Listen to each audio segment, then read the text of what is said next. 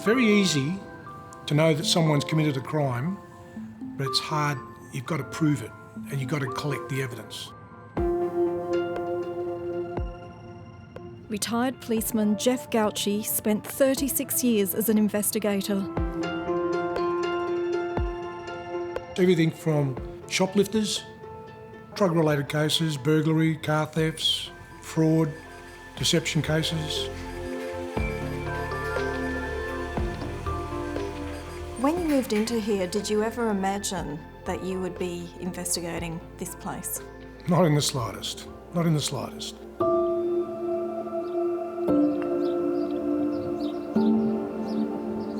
After he retired, Geoff sold his home and bought a house at Lifestyle Communities in Wollert, Victoria.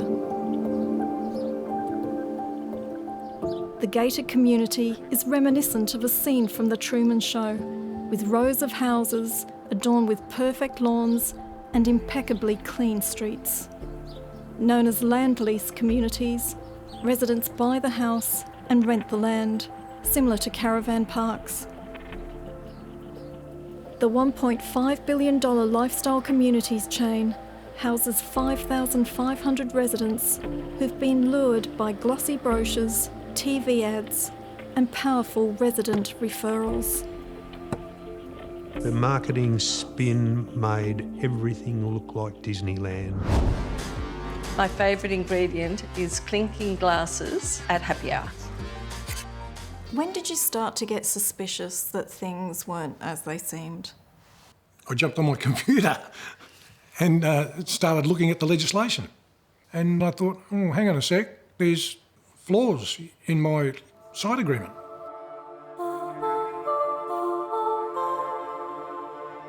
Geoff began talking to other residents and realised that Lifestyle was charging a fee that some competitors don't impose. That fee is banned or highly regulated in other states. They told me a lot of times, this is within the industry standards. Everybody's doing it. So you then learn to accept it. So they'll extract every piece of money to suit their revenue by the exit fee, by the entry fee, by the ongoing weekly rentals. Geoff's biggest concern is the exit fee, a fee charged when a resident sells. The exit fee or deferred management fee is charged as a percentage of the final sale price, capped at 20% after 5 years. It means a property that sells for $500,000 after 5 years is charged an exit fee of $100,000. Its own brochure calculates a home bought for $650,000 and increasing to $1.2 million over 7 years will pay $237,000 in exit fees. To me, it's like I'm in a financial prison. I've got to bail myself out in order to get out. And, you know, it's just wrong. Fiona York is CEO of Housing for the Aged Action Group. She believes the way some exit fees are charged could be illegal. There's operators that want to make a buck, and this is a model that is making money for them. For more than a decade, Fiona York has been fighting for better protections for older Australians living in Victorian land lease communities. We're not talking about wealthy people here, we're talking about hardworking people who have put all of their savings into their homes. Geoff worries Lifestyle's decision to keep charging exit fees when some big competitors don't will make it harder to get out. There's houses here that are still for sale. This is 3 years on. The general public are waking up to the fact that why would I come to Lifestyle and pay an exit fee when I can go elsewhere and get no exit fee? They are just another company that thrive on corporate greed. Thank you everyone for coming here today. I really appreciate your attendance. Geoff decided to start a group with other concerned residents. They meet weekly. I'll introduce you to Adele Ferguson. So Adele, feel free to ask your questions as you wish. It's that nasty taste in our mouth since Geoff has brought all these things up. No, there's no compassion. Deceptive and very disappointing. So do any of you think that's a fair description, that Geoff's saying that it's like a financial prison? Yes. Exit fees aren't the only way Lifestyle gouges residents. It charges dead people rent. Dead people are paying for the facilities and the use of electricity and water. They're not there, they're dead. When Diane passed, I asked here if they could list the property for sale, and they declined. They said to me that it's not in their best interest to sell the property. Why? Because they blatantly told me that they had other new homes available. How long did it take to sell? Over 12 months. The rent was being still paid and no one was living in there. Been diagnosed with an autoimmune disease, so shortly, or the next 12 to 2 years, I'm going to end up in a wheelchair. We have been told by Lifestyle there's no way you can put a ramp in the front of your house. So what have I got to do? Try and get through the garage to get up into the house once I'm in a wheelchair. There's no compromise. So what's so different about our model? Our homes are super affordable, typically. Demand for affordable housing has turned the land lease sector into a booming $12 billion industry. More than 130,000 Australians over 50 live in communities like these. Many are pensioners. Land lease communities are similar to retirement villages, but the difference is that the resident owns the dwelling and leases the land that it's sitting on. But unfortunately, it's fraught with problems.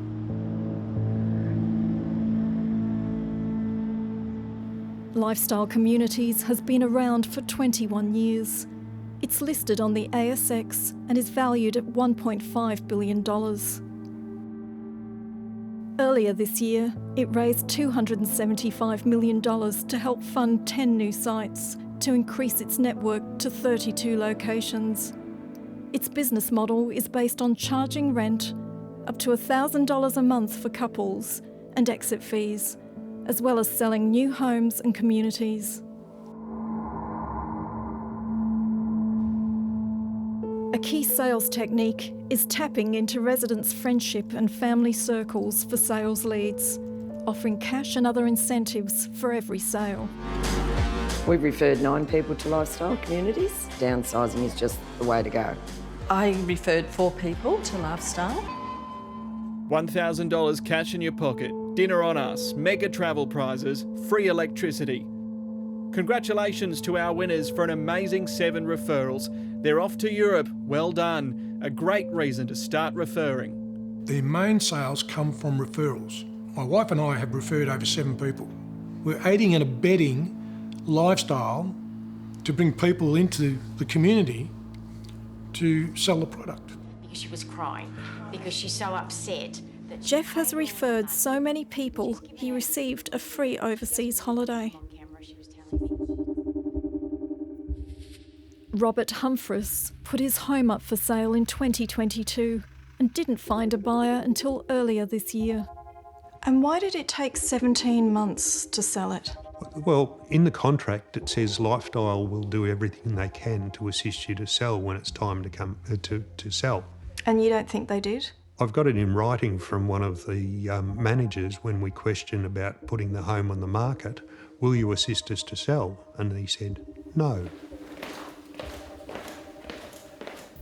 Robert hired a real estate agent, but is suspicious prospective buyers were directed to new properties, which often attract cash and other incentives. They were directed away from our home. If they'd shown any interest or indicated that they'd looked at our home that was for sale, they were told, no, you don't want that one. We've got a better one for you. What are they offering people who are buying the new places? Cash or vouchers, electricity. We've heard of one woman that was offered a cash discount of $10,000. Robert calculated that it cost him almost $100,000 to get out of Lifestyle, including $63,000 in exit fees, short-term rental and home improvements, wiping out most of his capital gain. and in your late 60s, you never get that back. The business model is just broken, and it's just not a happy environment for luxury living. Industry super fund Australian Super has a close relationship with Lifestyle, owning almost 15% of the company, and for years has occupied a seat on Lifestyle's board, most recently as chair. A key role of any board is to ensure a company properly manages its risk and reputation. It begs the question how Australian Super's responsible investment policy fits with a company now accused of gouging its residents. In a statement, Australian Super told us, "We have engaged with the company and believe they are focused on addressing the issues raised in a consistent and considered manner." At an investor conference in May, Lifestyle said it is targeting single retired women, labelling them Miss Lonely, Miss Homely and Miss Active. It said tactical marketing would target her right between the eyes. Lifestyle wouldn't talk to us on camera, but said it regretted using this type of language. It said its focus is the customer and it complies with the law. It said exit fees were common across the sector and it doesn't make money from developing a site, which keeps new home prices low. But most importantly, our fees and charges are also really, really reasonable. And this is a bit unique about what Lifestyle Community has brought to the market over the years. And there's one or two other pieces of information that we should have got that we never got. Geoff Gauci is taking Lifestyle to the Victorian Civil and Administrative Tribunal, which hears cases about property disputes. 80 residents have also lodged claims. I think it's fantastic that they're taking action in VCAT. For every person that does have the time and the patience and the strength to go to VCAT, there's a whole lot of other people that are suffering in silence. Fiona York's organisation took another land lease operator to VCAT in 2018 and won. She believes companies that charge exit fees on the future sale price of dwellings isn't legal in Victoria. What we're seeing is deferred management fees that are being charged on the future sale price of the dwellings, which is not legal under the Residential Tenancies Act. But for a person to fight that, there's no adequate dispute resolution. They have to have lengthy court processes through VCAT. And of the cases that we do know, most of them settle out of court in confidential agreements, which means that other residents won't benefit from that. The Residential Tenancies Act was reformed in 2010, but unfortunately there really hasn't been much reform since then. Lifestyle said many homeowners disagree with the current action at its Wollert community and said it would be resolved in a legal setting. My concerns is that when I die, and so my children, they put it on the market and it could take 2 years to sell. It could take 3. So why would somebody want to buy in here when they can go down the road and buy one with no deferred fees? So ours will just sit here and sit here and sit here and they'll keep charging rent, and by the time maybe they sell it, there'll be nothing for my children. Now we're stuck in this financial prison. It's just made us all realise that we are trapped. You know, technically we are trapped.